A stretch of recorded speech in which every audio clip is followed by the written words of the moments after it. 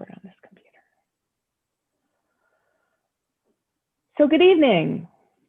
With an aging population, many families in the United States are in challenging situations with their older family members. Most seniors want to remain independent, but due to medical, emotional, or financial reasons, many families need some sort of help. Welcome to our discussion today, Proactive Planning for Successful Aging, where we're going to talk about some of the challenges that seniors and their families face, and we'll review some tips on how to overcome them. The Senior Services Network of Southeastern Pennsylvania is a collection of professionals from many different industries, and today we're going to share some practical advice. My name is Beth Fazell-Jenkins, and I'm a wealth management advisor with Merrill Lynch. Several years ago, I co-founded this group to create a diverse group of professionals that I could tap into when needed. I trust you're going to get a lot of great information out of this discussion. So let's dive right in. We'll start with one of the real hot buttons for many seniors as they plan for aging. As I mentioned, many people want to remain living independently, but doing that safely can be a challenge. We have Elaine Ciafani, a realtor with Keller Williams in Doylestown, and a senior real estate specialist. Elaine, what are some of the considerations that folks have to think about when they're at this phase of their lives, deciding where and how am I going to live in retirement? Thanks, Beth. That is some of the big things that people have to consider. Where am I going to live? How do you decide what housing option is best for you or perhaps for your parent? And what types of things do you need to address to figure this out? I meet with a lot of people, and whether they're ready to retire, already retired, or have been retired for some time, inevitably you're going to have to consider your living situation. Many homeowners want to age in place. They think that this is a simple thing. I just stay in the home that I've been in. A lot of times it's an emotional attachment. They want to stay in a home that they've raised their family. Or they don't want to leave their neighbors. They like the neighborhood that they're in, or just the location in general and can't imagine living anywhere else. However, they need to figure out where they want to go from here. Many people live in a traditional, detached, single-family home. And with that house, it's usually larger than what anybody needs. Now you have to look as you get older. The maintenance on that home, are you physically able to handle that as you get older? Work's going to be needed to be done. The grass is going to grow, leaves are going to fall, the weeding needs to be done, basic maintenance around the house, as well as your housework. Then if you're not able to do that, do you have somebody that's going to do that for you? And can you afford to have somebody do that if there is nobody else? The other thing to prepare for is the cost of utilities and taxes. If you are heating, air conditioning, paying the electric, as well as the taxes on a home that's maybe twice as big as what you actually need, say if half your rooms are not being used, this is something that you really need to consider. Those are costs when you're going to be on a fixed income that you may not be able to afford. In addition, there's going to need to be repairs and updating on the house. If you want to continue to live in the house, it needs to be kept up in order to get a fair market price when you sell. How are you going to pay for that? Now, if you fully own your house, you may want to go into a home equity line of credit. However, most people don't want to touch the equity in their home. They want to save that. So now you have to consider other things moving if you want to stay in that house. If you have to be in first floor living, say for instance, you cannot climb stairs anymore. Are all your bedrooms on the second floor? Do you have the ability to put a first floor bedroom as well as a first floor full bathroom? And what about the washer and the dryer? Are they upstairs? Are they in the basement? If you need to live on a first floor, you would have to modify the house. Now the question becomes, is that worthwhile to do? That is usually a huge endeavor, takes a lot of construction, and now people have to address, do I want to do that so that I can stay living in this home? So if the answers to these questions are making you really think, is living in place, aging in place really the thing for me? Maybe what you want to look at some of the other options. So like I tell people, moving into your same neighborhood, if you love where you live, well, you can still live there. Move into a smaller home, or perhaps move into a townhome or a flat with one floor living. The other options, obviously, are 55 plus living, where you're in a community of people around your same age, where you're going to have that social atmosphere as well. Or perhaps going into a CCRC, which is the Continuing Care Retirement Community, where they allow you to move through that process there up until you're, for every step of the way that you may need assistance. Now, this is just some food for thought, some questions that you want to address as you are thinking about aging in place. If that's not for you, then maybe some of the other options are. Back to you, Beth. Great. Thanks so much, Elaine. So I know that one of the things that keeps people stuck in their own homes is the daunting task of downsizing. They've accumulated a lifetime worth of stuff, and figuring out what to do with it all in order to downsize can be really overwhelming. So Darla Pompilio is the owner of Your Tasks Our Time, and as a senior move manager, she sees this a lot. Darla, what tips can you give to people who just can't figure out how to get started with the huge task of downsizing? Thank you, Beth. Well, the first one would be to start small. Start with the things that you're not attached to, such as plasticware, Tupperware, or things that you've kept out of obligation over the years. And consider beginning the process in smaller places. So these are places that you can complete or downsize within 1 to 2 hours, like a linen closet, a bathroom cabinet, or a kitchen cupboard. Another thing to consider is grouping like things together so that you can see what you own, because this is really going to inform the decision-making process for you. Another good idea is to create a maybe pile. This will help to avoid you getting bogged down in the sorting and purging process. So a maybe pile is a great thing to do. Now, where will all your stuff go? Don't assume that your children will want your furniture or the rest of your items, but be sure to ask in case there's something special they would like to keep. Many people feel that their items, their furniture is worth more than they are. And the marketplace for antiques and older items right now is just not as robust as it was in the past. And antique dealers are very selective in which items they'll actually accept. When it comes to donations, research is the key to finding new homes for your belongings. Start by sorting the items you want to donate. And this is important because you need to know which items each charitable organization will take. Some organizations will only take clothing, others will only take household items. Some will take furniture, others will take books, and others won't. So you really need to what they will accept. And if they pick up, you need to know that. And if they'll even come into your home, because a lot of charitable organizations will not come into your home. They'll have you put the stuff outside so that they can pick it up. And it's important to know what their hours of operations are. So you need to do a little research. When it comes to selling items, there are several ways to sell items, including auctions, which could be on or off site. Estate sales is another one that could be in-home or online. In addition to that, you can sell via eBay, Craigslist, Nextdoor, or Facebook Marketplace, just to name a few. I will say this, that selling items is very time consuming and not always that easy to do. So just bear that in mind.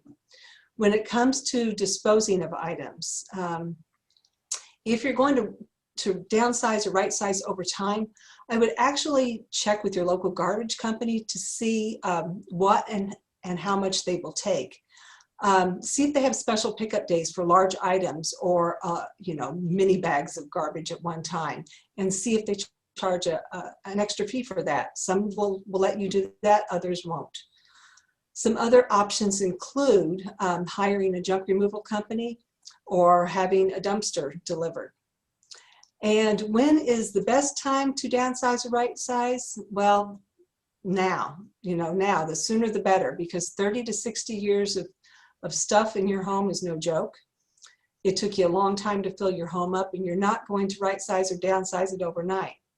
But do have a set timeline and a plan in place so you can create a space that allows you to live your best life. And that's all I have. Back to you, Beth. That's great. Thanks so much, Darla. That was awesome.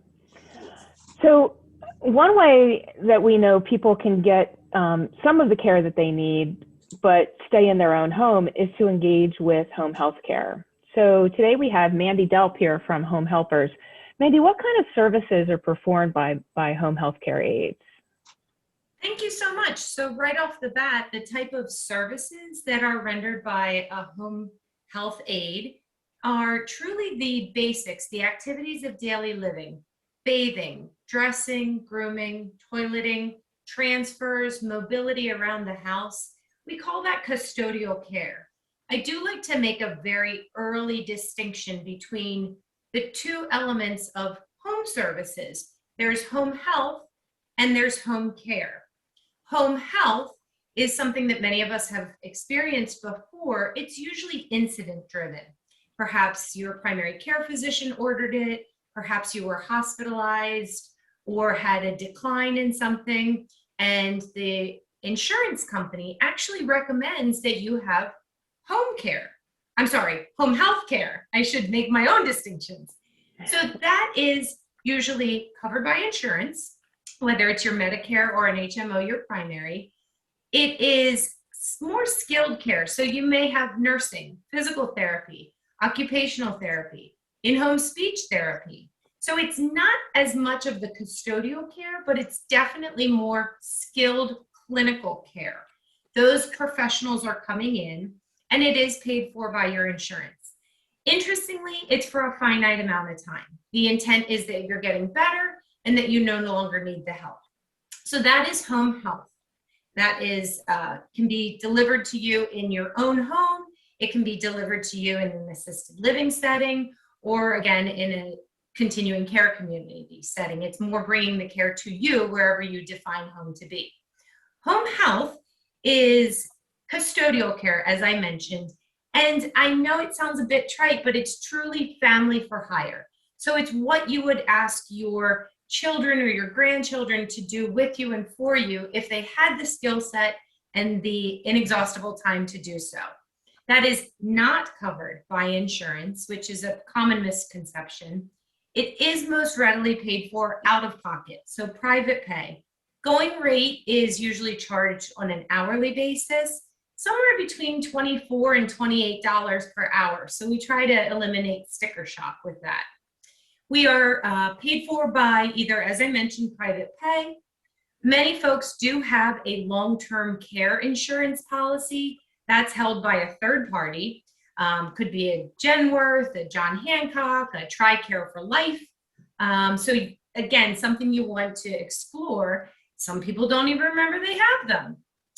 Or at times, if finances are restricted, we do accept forms of government subsidy, whether it's through the local, Bucks County Area Agency on Aging. That's a great umbrella to perhaps start the exploration for what home care services look like. Again, home care can be as minimal as a 4-hour shift once a week to perhaps ferry you out to the grocery store, bring back the groceries, prepare a meal, maybe freeze some, do a load of laundry, etc. We also can do full day shifts, overnight shifts, and truly as comprehensive as even live-in caregivers. I could certainly go down the rabbit hole of discussing that, but it's definitely an economic and a very safe option, especially during the pandemic, if you're truly focused on just minimizing the cross-contamination of various people in and out of the home. So certainly home care can be an incredible asset to those people. And sometimes it's just enough of a Band-Aid so that people can plan their next move in aging. Thank you very much. Back to you, Beth. Thanks, Mandy. That's great. Great information. So, and we know that, that those are all great solutions for when you can stay in your home, especially, but we know not everyone can stay in their home forever. At some point, it's obvious that some kind of retirement community or nursing home setting would be preferable for some people.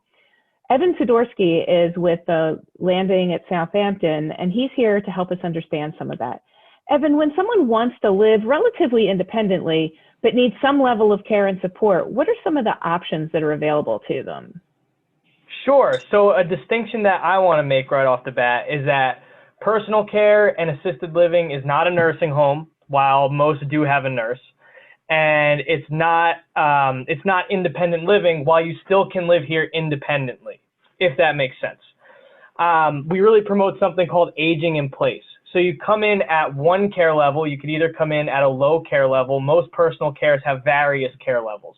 So you come in at one, and then you can age in place to a different care level. Also, if you need extra nursing services, home care companies can come in.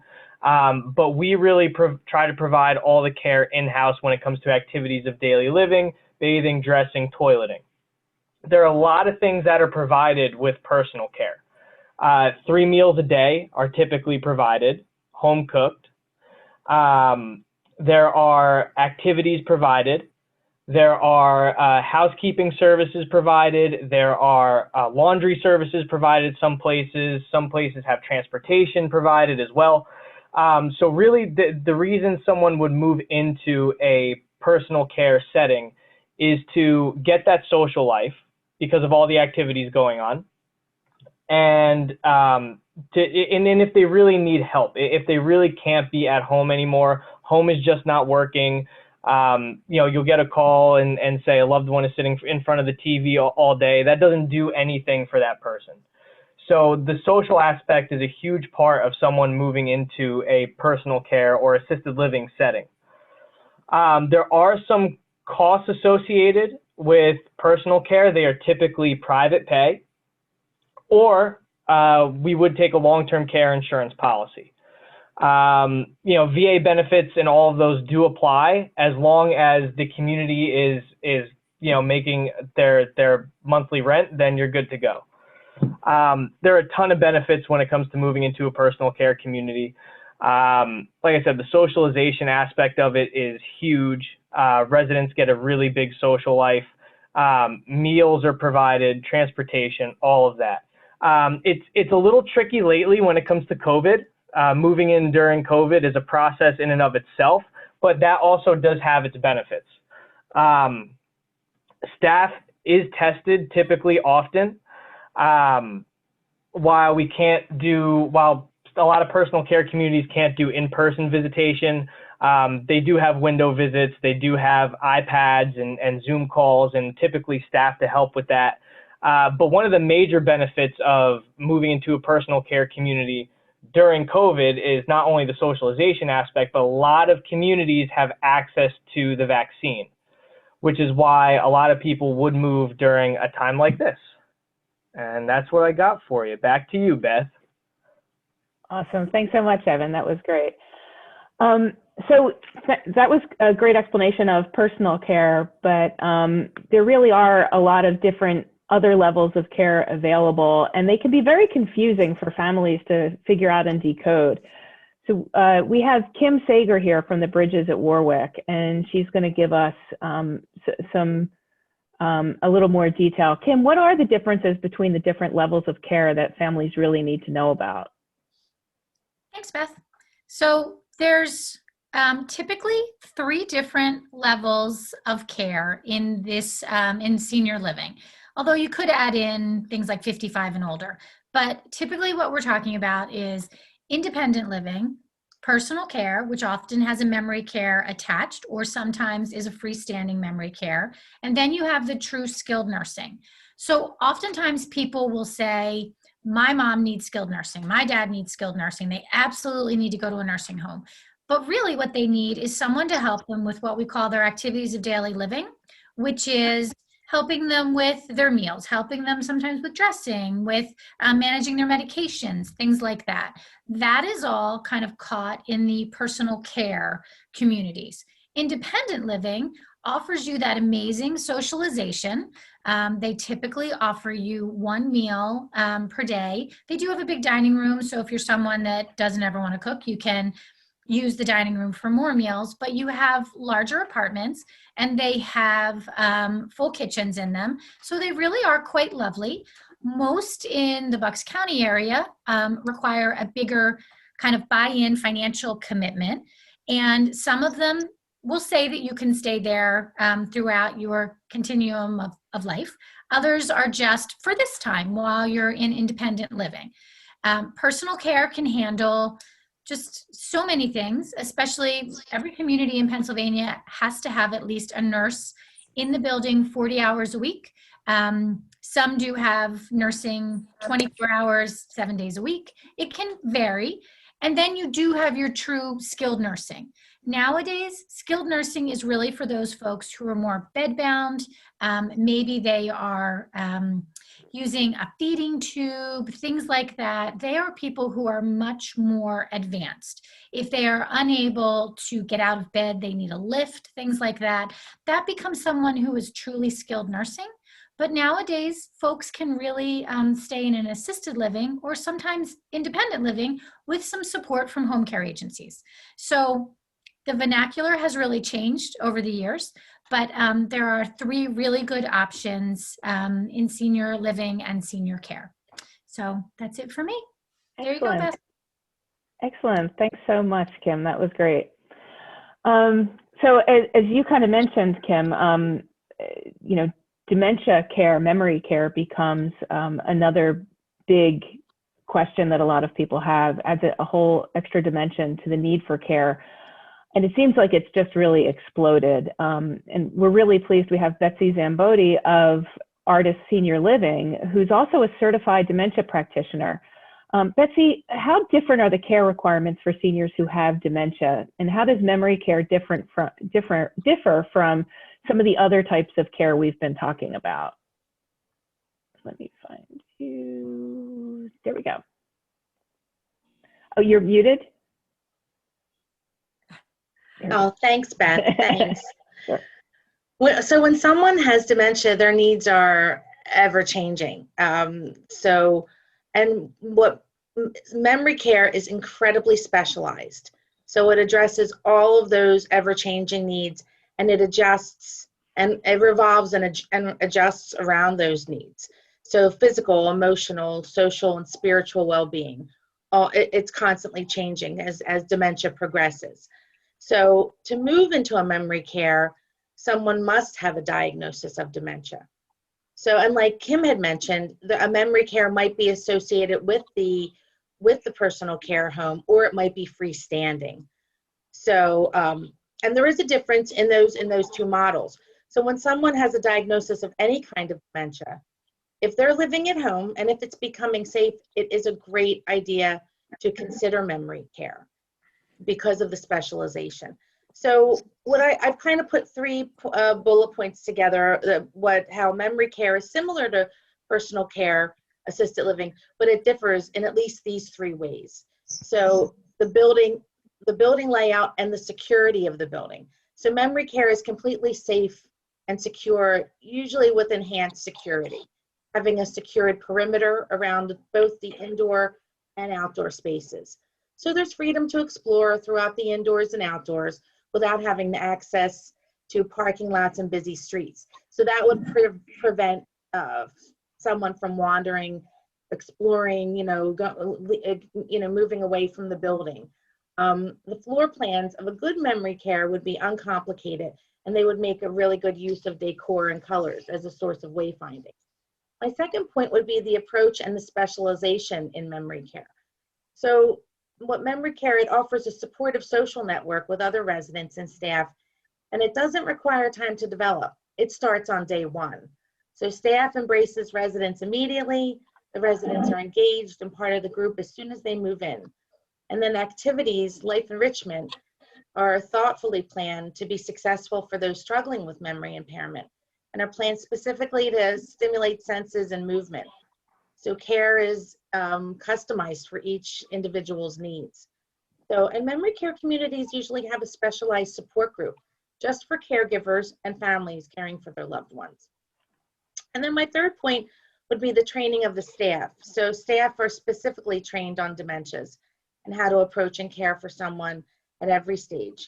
So working in memory care takes a lot of patience and empathy, and the willingness to be a dementia detective and kind of find out how to engage your resident in life. So it's special. I hope that answers your question. Thanks. Yeah. That was great, Betsy. Yeah, it's so important, the work that you do. So thank you. Oh, sure. Thank you. So whether someone's able to remain in their home or does, move into some kind of a retirement setting or community setting, it's common that they need help with some pretty basic functions like money management. Today we have Mary Slack and Dawn Wright from Day-to-Day Financial Management. Mary and Dawn, I understand you help seniors by paying their bills for them. What are some of the things that you've seen that cause families concern as they're trying to manage their money that they look to engage you? That's a great question and a dilemma that many families face. Often they don't know where to turn for help. My name is Dawn Wright. And I am Mary Slack. As we age, people frequently find it more difficult to get through that stack of mail. The paperwork piles up, and sometimes bills are paid a little late. Unfortunately, this can be a natural part of the aging process. Many seniors I have met have taken the time to plan for their retirement and have appointed a legal agent. However, when I ask them if they have ever spoken to their power of attorney or trustee about their finances, or if they have ever asked their agent to assist them with organizing their paperwork or paying their bills, the answer is usually no. So when I ask why, I'm frequently told that it just isn't necessary or it just isn't the right time. Unfortunately, many families wait to have this conversation until it's too late for an efficient handoff. It is very important to begin planning early. In the event of an emergency, your legal agent needs to know what you have and where it is located. It is also important to review your financial strategy with your agent. Involve them in those conversations with your financial advisor and your accountant. If you have someone working with you, you are more likely to make better decisions. Also, when you open your financial life to someone you trust and share your information, you're less likely to be scammed. Many people rely on a family member or a close friend to assist them with their personal financial tasks. However, for some people, this just isn't an option. Perhaps your child lives across the country, or they're simply busy and don't have the time to properly assist you. If that's the case, there are options available. Many attorneys are willing to act as your agent. Some accountants offer a bill-paying service, and many financial planners will meet with you regularly to make sure you're staying on track with your financial plan. Hiring a daily money manager is another option available to families. A daily money manager can be a liaison between you and your financial professionals while providing many additional services. They can come to your home and sit down with you to create and implement a plan to help you manage those day-to-day financial tasks. They make sure that bills are paid accurately, on time, and reviewed for fraudulent transactions. Correspondence is reviewed and responded to, taxes are handled, medical bills are explained, and insurance claims are filed. They can help you with cash flow and budgeting. If necessary, a daily money manager can also act as your financial power of attorney. I'll toss it back to you, Beth. Thanks, Dawn and Mary. That was great. So we all know that none of us will live forever. And of course, we want our loved ones' final time to be handled with grace and compassion. So today we have Jonay Silk of Crossroads Hospice and Palliative Care to talk about that. Jonay, what's the difference between hospice and palliative care, and what should people consider as they go to engage those services? Well, Beth, that's a great question. I really appreciate you letting me answer that. In order to answer it correctly, what I'm going to do is first talk about how they're alike, and then I will take each step and paint the picture of how they're different. And I think that'll really clarify things, and especially for a type of service that has changed drastically since it's entered this country so many years ago. A lot of times people do have misunderstandings of what these services are. So starting out, palliative and hospice services, they are utilized for care services for chronic and non-curative disease states. Another way that they're similar also is the fact that those services are provided wherever somebody hangs their hat and they call home. A person does not have to be bedbound, and they can be very active in the community for both of these services. Another area where they're alike is the fact that the fee for these services are covered under Medicare, Medicaid, most often most insurance companies, and there are times that we will do charity cases. And this is going to be the case for any hospice and palliative care company that an individual would reach out to. Another similarity is the fact that it's can be where, like I said, a person can be active in the community as well. So now taking, and what I was going to say is I didn't include was the fact that, and they can all be referred in any way. A private practitioner can refer a patient, an individual can call on their own. They're exactly the same on this. So now by painting that picture, how are they different? Starting out with palliative care, that's probably the one that a lot of times people have the most misunderstanding about. Palliative care is utilized for chronic care.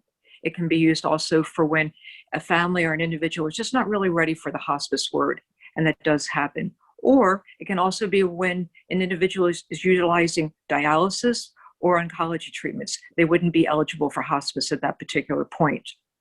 Palliative care has a clinical team that comes out to their home, and that clinical team is comprised of a nurse practitioner and a social worker. And there's always a medical director or a physician in the agency that will review the case along with the clinical supervisor. So palliative care can also be utilized anywhere from 6 months to 2 years. A lot of times people are surprised on that. So then taking that concept when it comes to palliative care and saying, okay, well, how is hospice? Hospice is, again, a clinical team, but it's expanded. On a clinical team for hospice, you're going to have a nurse, you're going to have a social worker, you're going to have a home health aide, you're going to have a spiritual leader, which can be a chaplain or whatever the religious beliefs are of somebody, and it'll also be a volunteer. And again, you have a medical director, the physician that follows the case, and along with a clinical supervisor in the office that follows everything. Another thing that's different for hospice as opposed to palliative, it will include such things as personal items such as Depends a person can utilize. And it'll also cover their medications that are utilized for the disease state that they're challenged with. And it will also include what we call DME, durable medical equipment. And that includes, for those that may not know, is a bed, a commode, a walker, and include oxygen, anything that would fall under that. So again, that is really the difference between the two. Did you have any other questions about it that maybe I didn't answer? Not right now. I don't think. That was great, though. That was really helpful to get that understanding. So, so in the current pandemic has definitely made it difficult for families to see their loved ones, whether they live in communities or at home. And there's been an overwhelming sense of isolation. Anita Campbell of Campbell and Associates is here. And Anita, I know you work with seniors to help teach them how to use technology. And I bet that's been really vital this past year. In this time of isolation, how do seniors stay connected to family and to the world? Thanks, Beth. Even in normal times, a computer can be a useful tool for a senior, but in these times of a pandemic, it becomes even more important. Isolation among seniors is a big problem when they are not allowed access to family and friends. A computer can help them entertain themselves, to have contact with loved ones, to communicate with people both near and far away, and to expand their mind. I had a client over 20 years ago who was pretty much at home all the time because she had a housebound spouse. She told me that her computer was her window to the world. And now the possibilities are even more amazing as to what is available to you through a computer. Sometimes seniors are not as familiar with computers as their children or their grandchildren. And sometimes it's not best to look to your children or grandchildren for help with the computer. People outside the family have more patience and are more willing to let the senior direct what they want to learn. It's sort of like looking back to when your children were learning how to drive a car. It sometimes preserves relationships if you turn these over to someone that is not a family member. Most computer applications are not difficult to learn if you take things slowly. Once Zoom is downloaded on a computer, getting into meetings are not difficult once the senior is given the meeting ID. Connecting with family members this way not only keeps seniors aware of what everyone is doing, but reminds them of the personality quirks of the family members. They can see the goofy expressions, the excitement certain subjects invoke, the art projects that young ones have created, and many other things that are special about family relationships. I also find that playing games that seniors are already familiar with on a normal level, they can do them on their computer, and it increases their mouse skills and also sharpens their mind. There are solitaire games, word games. You can even do jigsaw puzzles on the computer. These activities do not require the space they do to do them in real life. And with puzzles, they do not require you to buy a puzzle that you have no way to figure out what to do with it once you have finished. These ideas might seem frivolous to people who are so busy that they don't have time to sit down and relax, but seniors who often have a lot of time in their hands find them very entertaining and stimulating. A senior does not need to know everything there is to know about a computer. They just need to feel comfortable with the basics. Using a computer can empower a senior and make them feel more connected to society. So all of these things help them to feel less isolation when they can't see the people they love in person. Yeah, that's great. Thank you so much, Anita. I definitely appreciate the finding someone to do certain things like teach people how to drive. I've also been told that you never teach someone you care about how to golf. So that would, if you value your relationship. So I definitely get the idea of finding someone to help with the computers. So we're going to shift back to a pretty important topic with all of these services. And we've hinted about it a little bit, but I think we need to get to another level of detail on it. And that's, how do you pay for all of this? Because it's very, it can be very expensive and it's very confusing. So we have Kristen Drueger of Golden Financial Group here to discuss that. Kristen, I understand there's a pretty big misunderstanding. A lot of people feel like Medicare is going to cover a lot of their healthcare costs as they age. How true is that, and what are some of the other options? Thanks, Beth.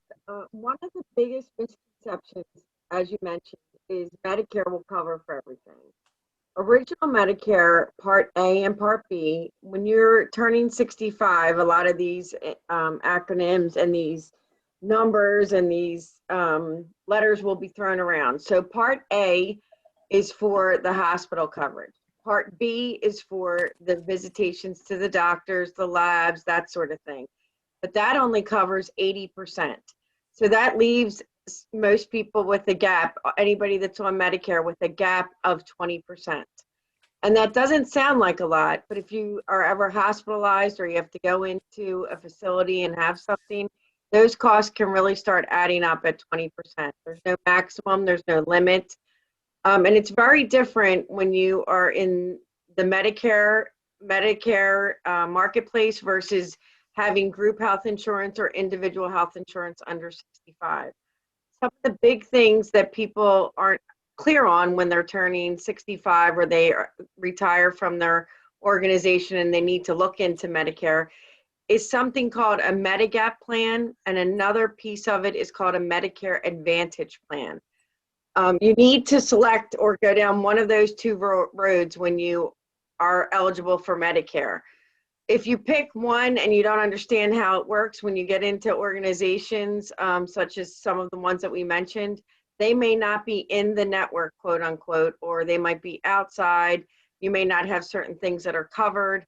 So there is a big difference in the prices and the premiums. People often think that, you know what, I'm just going to get the cheapest thing. I'm healthy. I don't have any issues. I hear that there's zero premiums to cover that gap that's in there. A lot of times they don't understand that it's very restrictive in what doctors you can go to, in what hospitals may be in or out of the network, what kind of facilities will take my plan or they may not take your plan. So it's really important when you're turning 65 or you finish retiring from an organization and you have to choose that health insurance, which road you want to go down. I always tell people, to me, it doesn't matter which road as long as you understand what's involved in each one and what are going to be your out-of-pocket expenses when you choose one way or a different way as you go through, as you get older and the healthcare costs increase. And that's one of the biggest expenses in retirement is that healthcare cost. So people kind of forget that once in a while. And as Mandy mentioned, and I'm sure Rich will talk about, certain things are covered and not covered under Medicare. So it's very important that you understand which plan you choose and what will be covered in each of those plans. And if you've already chosen Medicare and you're not sure what plan you have or don't have, seek a professional on a continuous basis somebody that can help you figure that out, because things do change in the Medicare marketplace, sometimes on a monthly basis, a lot of times on a yearly basis. So it's like any other investment that you may have. You really do need to review it on a continuous basis. So that's it in a nutshell, Beth. Thank you. That's great. Thanks. Yeah, I know that that's always a big question people have. So now that we know that Medicare really doesn't cover most long-term care services, as we've discussed, because Medicare really covers medical care and a lot of long-term care services are non-medical. And we know that a lot of people don't have a level of savings to pay for all this. We need to go a little level deeper. We have Rich Newman of Newman Elder Law here to talk about that. Rich, what public benefits are available to help pay for long-term care, and how do people qualify for those benefits? Well, the answer to that question is an answer that a lot of lawyers give to a lot of questions, and that is, it depends. The public benefit that may be available depends on which level of care you need. For example, if you are getting in-home care, then you may be entitled to either a Medicare-based benefit, which is known as the Pennsylvania Department of Aging 60 Plus Waiver Program, or you may be entitled to a form of Veterans Improved Pension Benefits, which is more commonly known as aid and attendance benefits. If you are getting personal care or assisted living care or memory care, then the only public benefit that may be available to you is the Veterans Aid and Attendance benefit. If you are getting skilled care, then you may be entitled to that VA Improved Pension benefit, and you also may be entitled to Medicaid. One thing that people should know when it comes to the VA benefit is that for eligible veterans, the most that they can get is just a hair under $2,300 a month. If it's a surviving spouse, then the surviving spouse of an eligible veteran may be entitled to just a hair over $1,200 a month, which is really a mere fraction of what a nursing home charges. Nursing homes tend to charge between $11,000 to $15,000 a month. So the public benefit that pays for skilled nursing care is Medicaid. And that will pay for the nursing care in a facility which accepts Medicaid. And by the way, almost all the nursing facilities in this area do. The one common trait of both VA benefits and Medicaid benefits is that they are called needs-based benefits. So people are not automatically entitled to any of those programs. And in order to establish eligibility for Medicaid or the VA benefits, you have to complete or match certain requirements, and those requirements are very complicated. To me, in my opinion, it's important that you consider both what you can do to become eligible for those benefits and what you can't do, because failure to take that into account can result in significant adverse consequences to both you and your family. That's all I have, Beth. Thank you very much. Okay, thank you, Rich. That was great. So I guess, Rich, you would agree. It sounds like what we really need to do is make sure that people plan as far in advance as possible and as much as they can so that they can control their own destiny, so to speak. Jessica Sauer is an estate planning attorney with the Sauer firm. Jess, I know a lot of people avoid doing an estate plan because it really sounds morbid and really complicated. Can you break down what are the most important documents that people should be including in their estate plan, and why is it so important to do it? Absolutely. Thanks, Beth. There are really three primary documents that I recommend that everyone have in place for themselves. And there are three reasons why they're really important. So those three documents are a will, a financial power of attorney, and a medical power of attorney that should also include an advance directive for healthcare.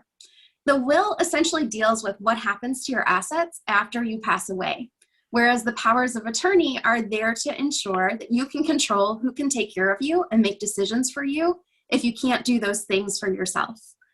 So they work together to create a comprehensive plan.